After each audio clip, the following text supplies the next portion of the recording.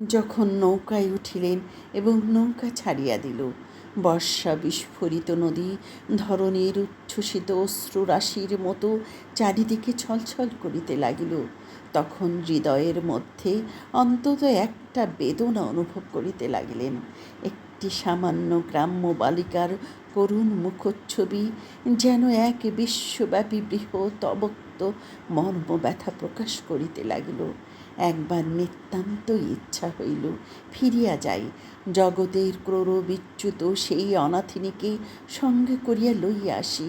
কিন্তু তখন পালি বাতাস পাইয়াছে, বর্ষার স্রোত খরতর বেগে বহিতেছে, গ্রাম অতিক্রম করিয়া নদীকূলে শ্মশান দেখা দিয়াছে এবং নদী প্রবাহে ভাসমান পথিকের উদাস হৃদয়ে এই তথ্যের উদয় হইল, জীবনে এমন কত বিচ্ছেদ, কত মৃত্যু আছে, ফিরিয়া ফল কি, পৃথিবীতে কে কাহার।